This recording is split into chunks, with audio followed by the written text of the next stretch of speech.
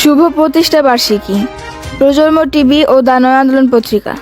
প্রিয় শ্রোতা, আসসালামু আলাইকুম।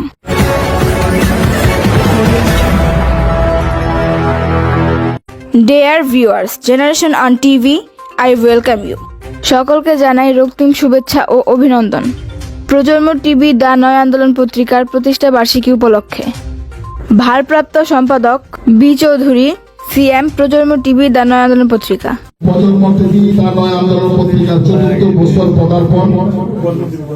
অনেক কষ্টে হাঁটি হাঁটি পা পা করে আছে এই প্রতিষ্ঠানে ৪টি বছর চলছে।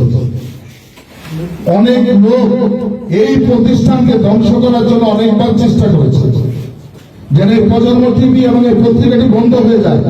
আমি বলেছিলাম যে আমার গায়ে যদি এক বিন্দু রক্ত থাকে বন্ধ হবে। আমি একজন মুক্তিযোদ্ধার সন্তান, আমার বাবা মুক্তিযোদ্ধা, আমার মাও মুক্তিযোদ্ধা। আমি সেই বাপমার সন্তান, দেশের জন্য যারা যুদ্ধ করেছে।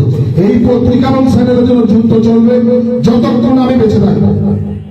এবং আমাদের এই চ্যানেলের পত্রিকার ইনফরমেশন তথ্য মন্ত্রণালয় থেকে শুরু করে আমাদের গর্ব আমরা তাৎক্ষণিক নিউজ ধরতে পারি এবং সেকেন্ডের ভিতরে আমরা নিউজ সারা বিশ্বে ছড়িয়ে দিতে পারি আমাদের এই পত্রিকা চ্যানেলের মাধ্যমে। তাহলে আমাদের গর্ব। এবং এই চ্যানেলের মাধ্যমে সারা বাংলাদেশে প্রায় ৩৬টি সাংবাদিক জন্ম হয়েছে এবং আমি তাদেরকে এই প্রতিষ্ঠা বার্ষিকীতে আজকের এই বক্তব্যের মাধ্যমে শুভকামনা করি, তাদের জন্য দোয়া করি এবং তারা যেন আমাদের এই প্রতিষ্ঠানের জন্য দোয়া করে।